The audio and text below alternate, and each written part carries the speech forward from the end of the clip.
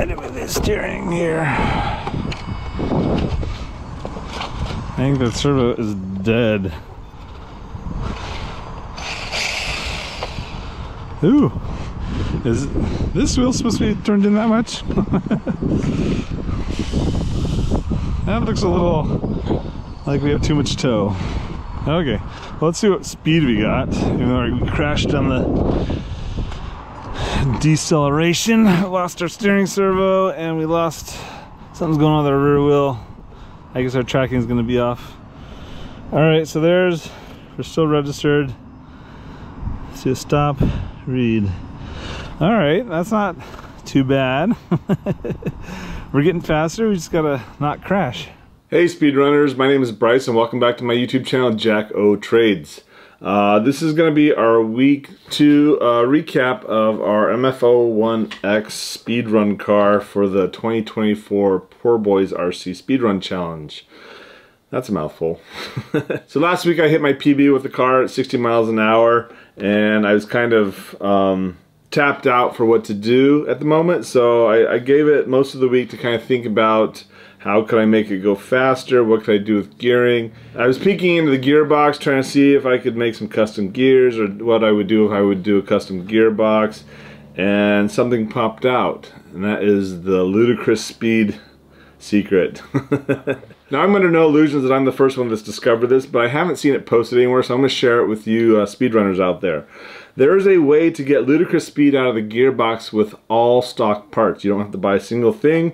It's a simple adjustment to go from kind of the stock gearing to ludicrous gearing, where you will see basically a 40% increase in your gearing, which potentially means 40% increase in speed, but more than likely you're going to be motor limited at that point. And it doesn't work with all gearing. I think in order for it to work you have to run a relatively tall pinion gear.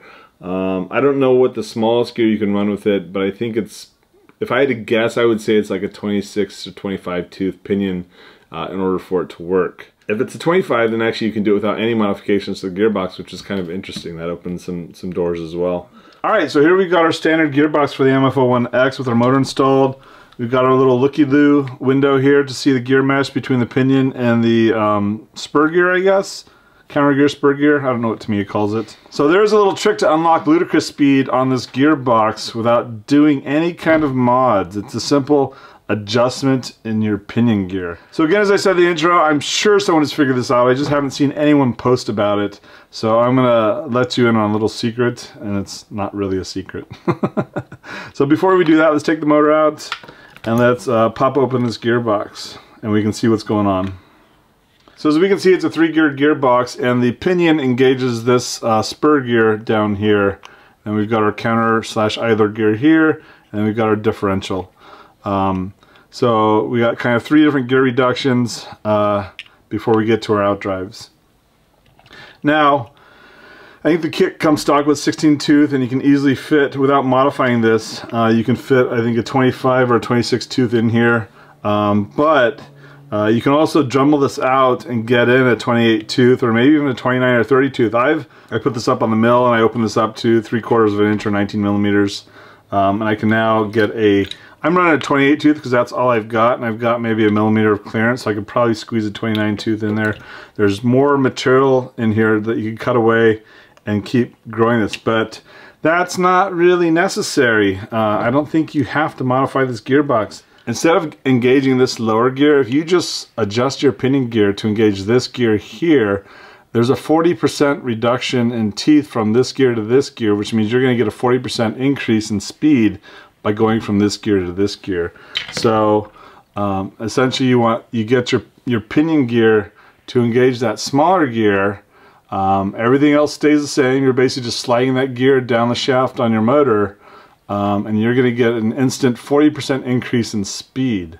And that, my friends, is a little trick to unlock ludicrous speed in the MF-01X. So even though I hit 60 miles an hour last week, I ended with a crash that had stripped out my steering servo and bent my rear drive shafts. So I had spare drive shafts, and I was actually able to repair the steering servo. It was basically a gear that had 2 gears that were pressed onto each other. of different materials, and that interface had stripped out. So I was able to kind of pin those two gears back together so that they worked, to get that steering servo back up and running. And the drive shafts, I had spares, so I installed those, got that steering servo back in, and then I wanted to play around with some other options, including that Ludicrous speed. So I set it up for Ludicrous speed, and I wanted to run, I wanted to go ahead and push the track width up to that of a TT02. So I went from my 7mm extended rear arms to the full 10mm extended rear arms. And then I went ahead and did the 10mm extended front arms so that I could also run TT02 drive shafts on the front. And that's what we kind of see here now, where the car's got a much wider stance. The wheels are popping out of the body. We're starting to trim more material away from the body to clear those wheels. I also, in the process of making those wider arms, I dropped down the suspension even more, just to kind of get that front end a little bit lower to the ground. And so let's have a look at that. So here's the car now. I got rid of that shock tower, that front shock tower, and I dropped my shock mounting point lower on that arm because I had room for it versus the stock arm where it's actually raised a little bit. So we got the front end down quite low.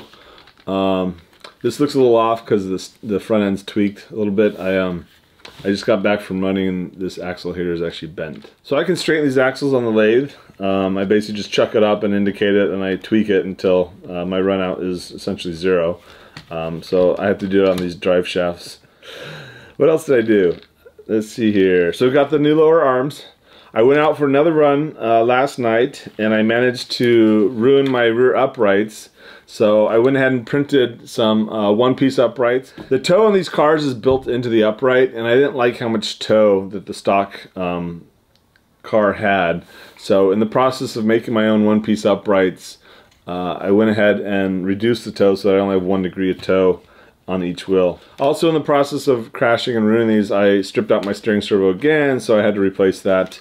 You can get gear sets for them. I was running a Savix 1251 metal gear servo. A-Main has replacement gear sets for that, but until I get those in, I am running a new servo, which is actually a little bit slower, but I think it's okay. The other thing that I did was I threw on my, I'm running a Castle brushless setup, so I went ahead and threw on the Bluetooth module for programming the speed controller, so I have a little more control over the speed controller. I went out for a run this morning and I did pretty good. I got a new personal best, 67 miles an hour, which I think is decent for this car. I think the car has a lot more to give. My challenges right now are when I go to let off the throttle, the car wants to kind of go sideways on me. So I kind of have to gradually let off the throttle, which means I need a lot of run out space to do that. And so I'm struggling with slowing the car down without crashing.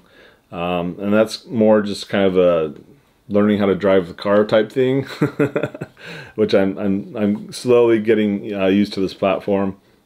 The other challenge I think is I'm motor limited at the moment, or motor/power limited at the time.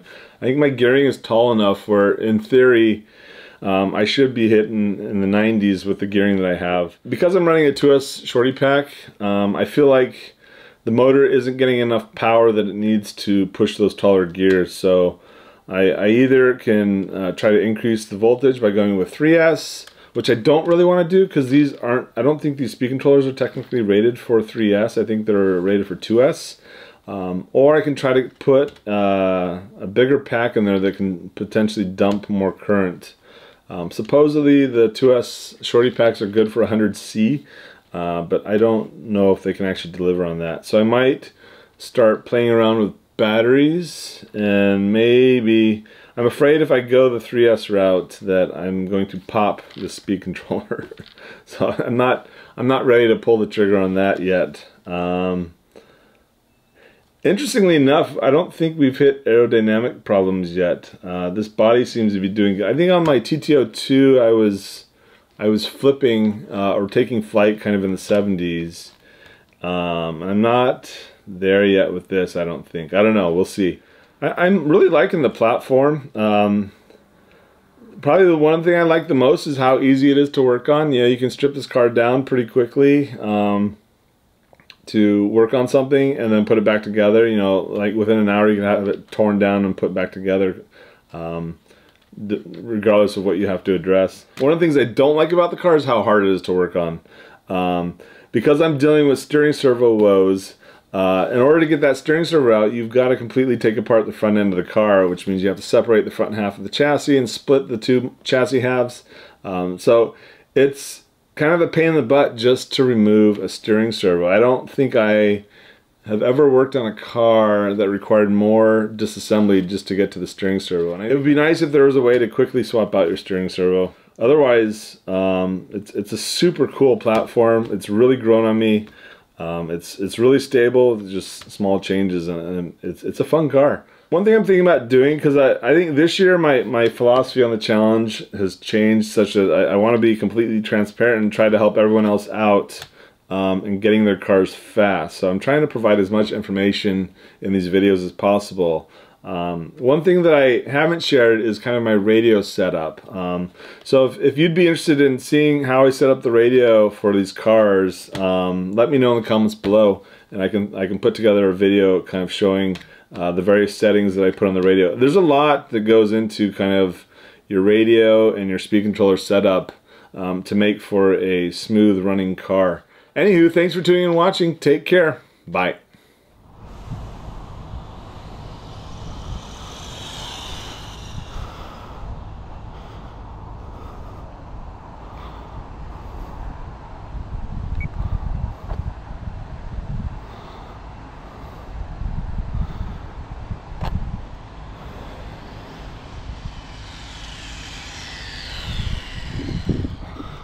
Oh, it was a non-crash run, so let's see what we did.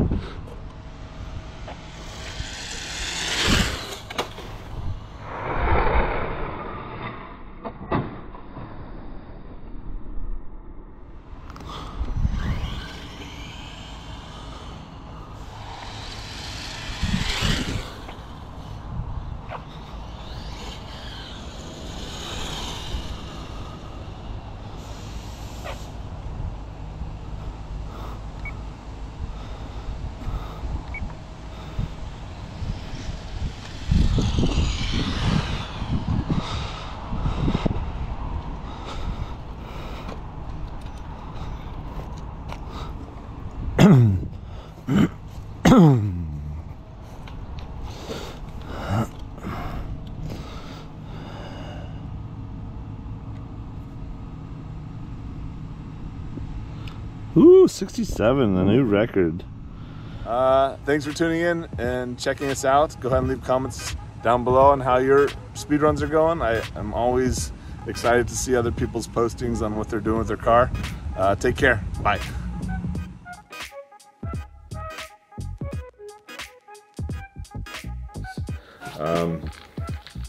How many times am I going to say I'm in this video?